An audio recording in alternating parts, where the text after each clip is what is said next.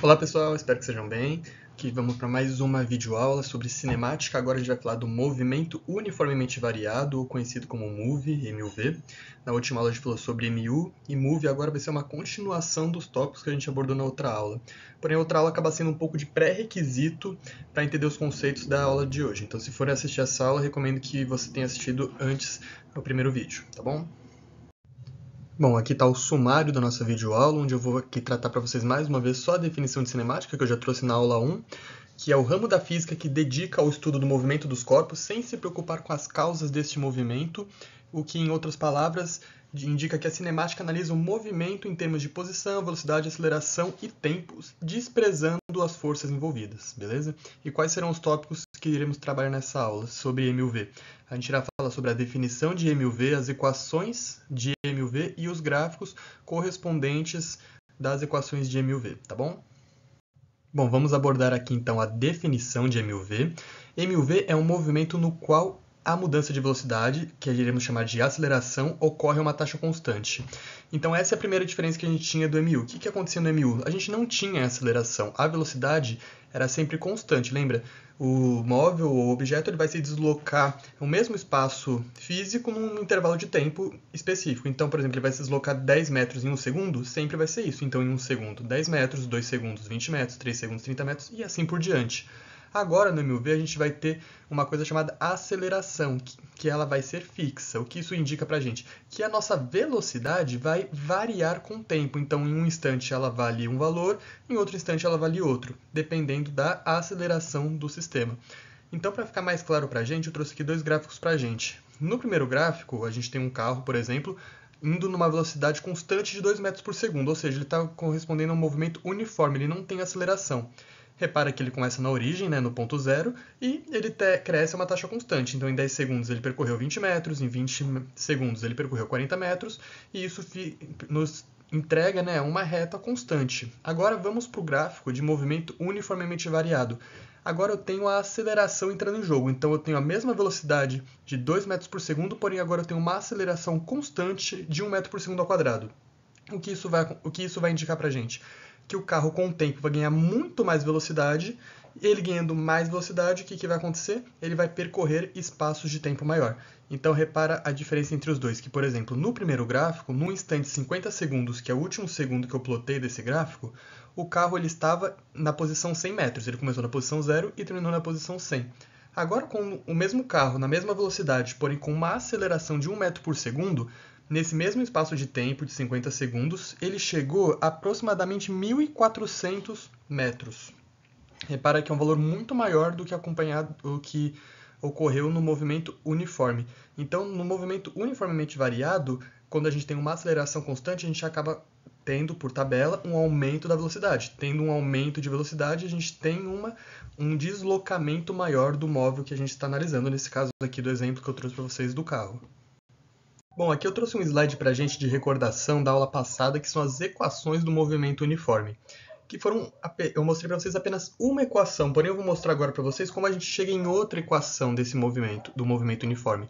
O gráfico que eu mostrei para vocês no slide passado, ele vem dessa equação, inclusive, beleza? Que é a equação que está aqui à minha direita. A equação que eu mostrei para vocês na aula passada foi a equação que eu chamei para vocês de space-time, que é para calcular a velocidade média. Lembram dela? É a variação do espaço dividido pela variação de tempo, que me dá a velocidade média de um móvel, tá bom? Aí, agora, eu vou trazer mais uma equação para vocês que a gente vai chamar de sorvete.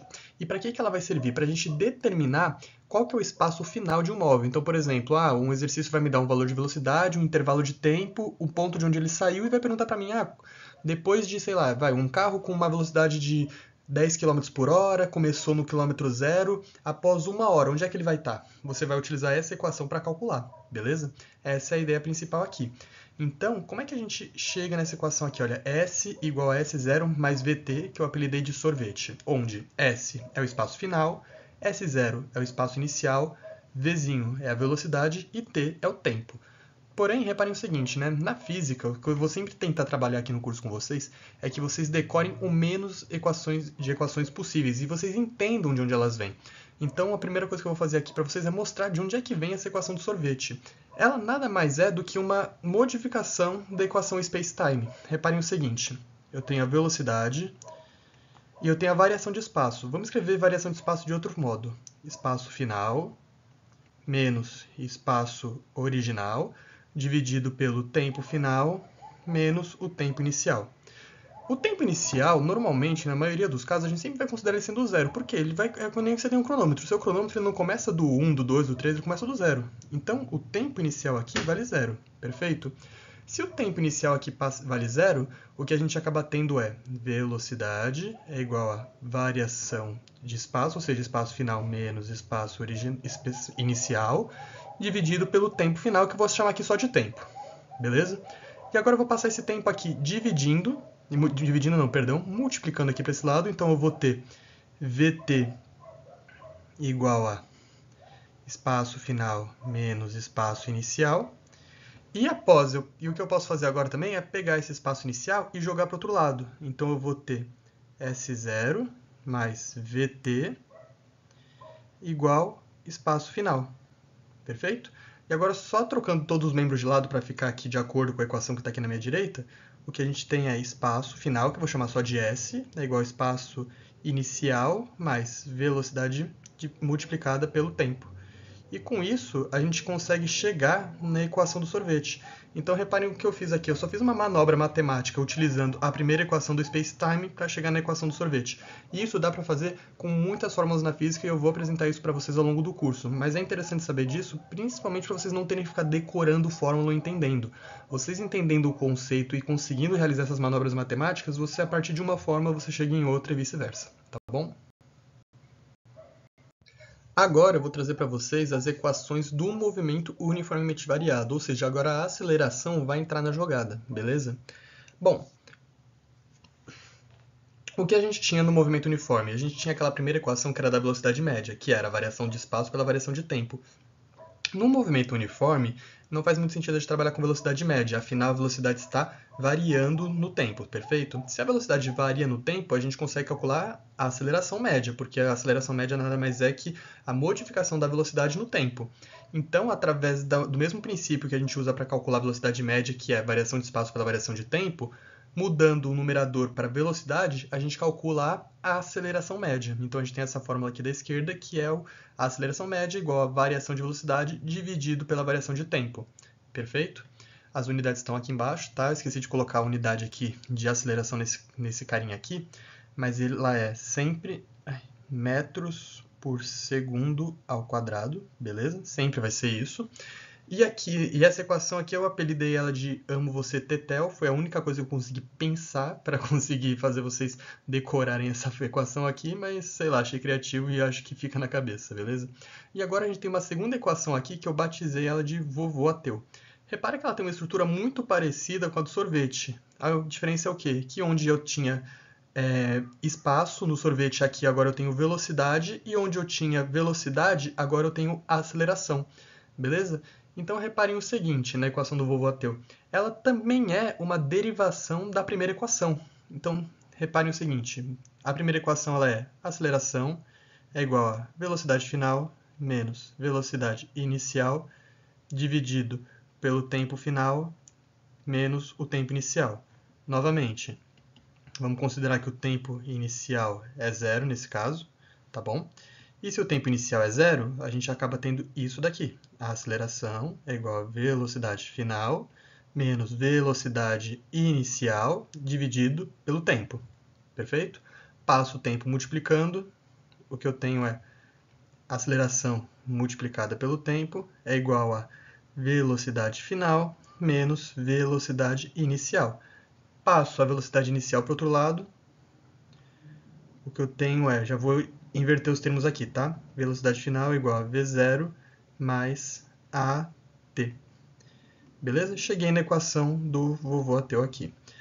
Da mesma forma que eu cheguei na equação do sorvete. Então, reparem que, através da equação space-time, eu chego no sorvete, e através da equação amo você tetel, eu chego no vovô ateu.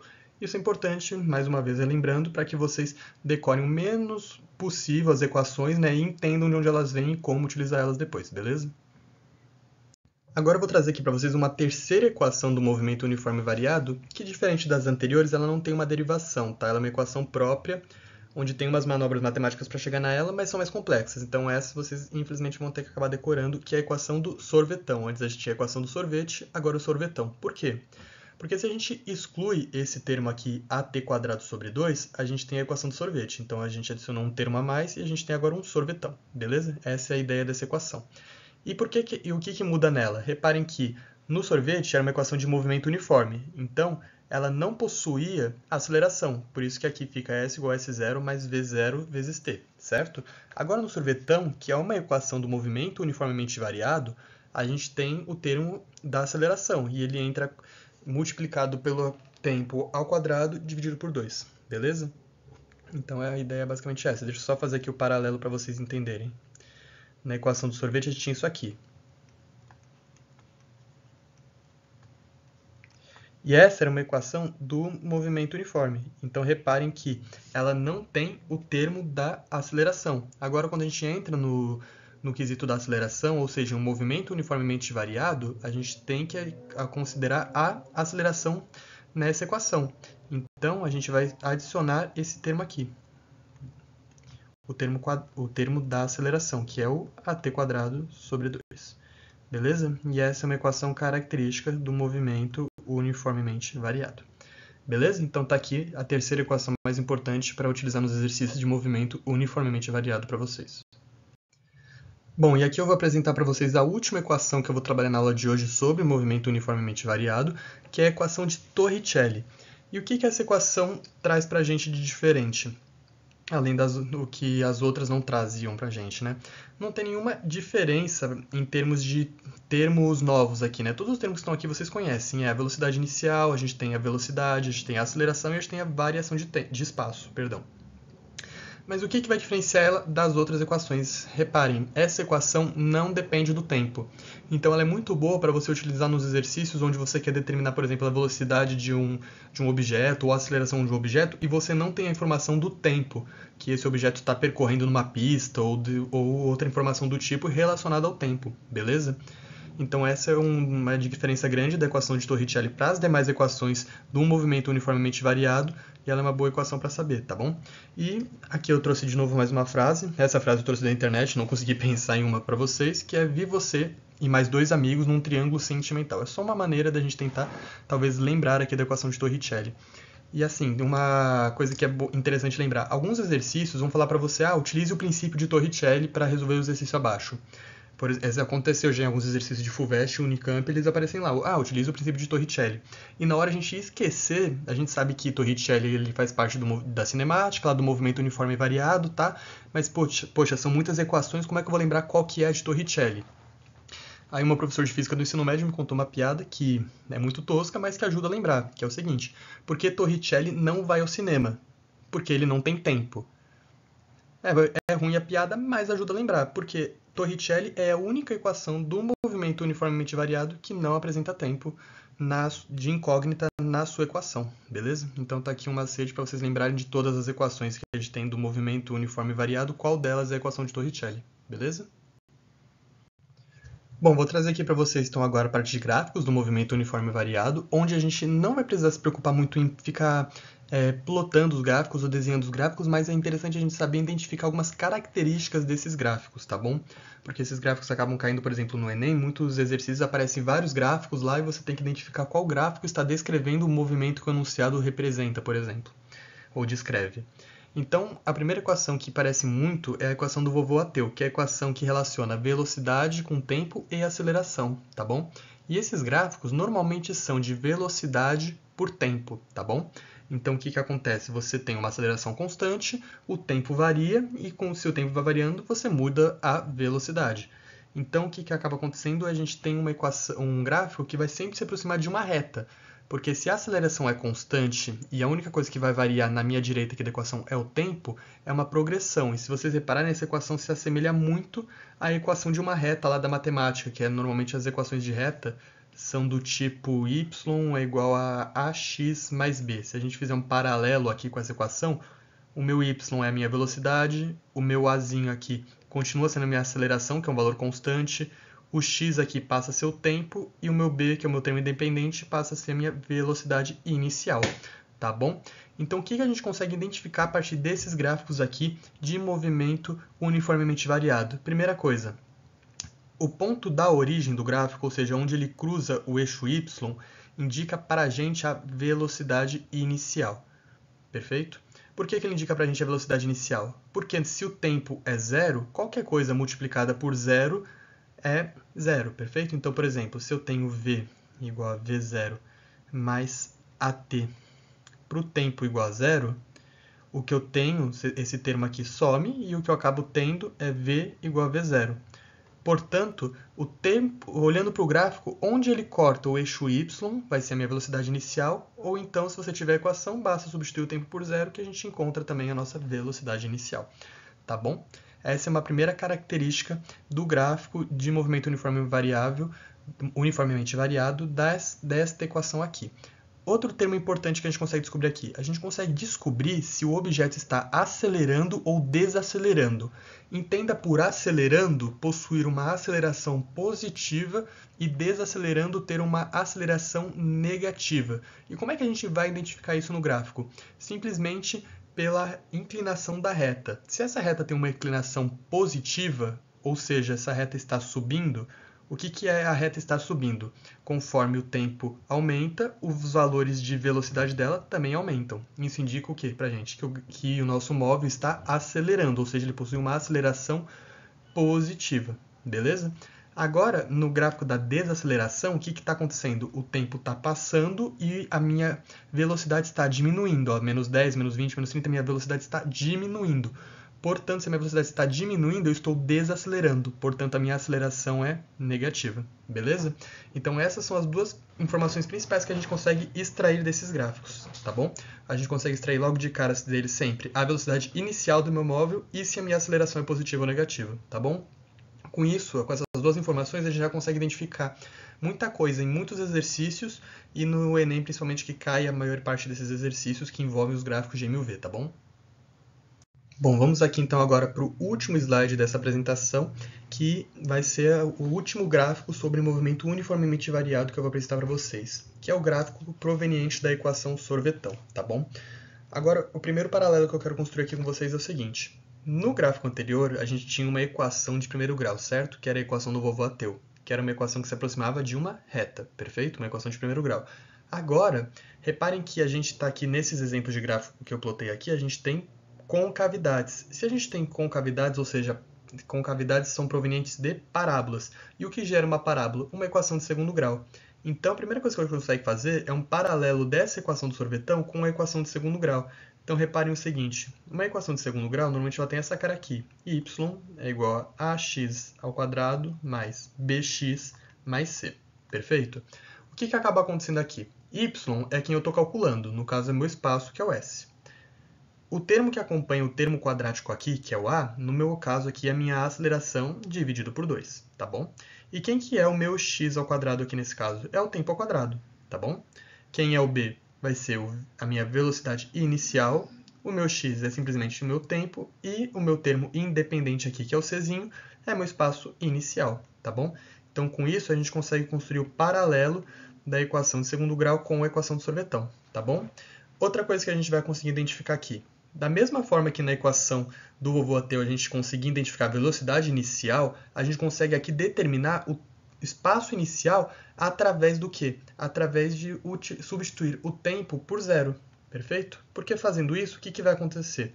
Se a gente analisar nossa equação, S igual a S0 mais V0t mais AT ao quadrado sobre 2, se meu tempo é zero, esse termo some, porque fica V0 multiplicado por t, por zero no caso, né? Então isso aqui dá zero. E esse termo aqui também dá zero, porque qualquer coisa multiplicado por zero ao quadrado é zero. Então o que a gente vai sobrar daqui? S igual a S0, beleza?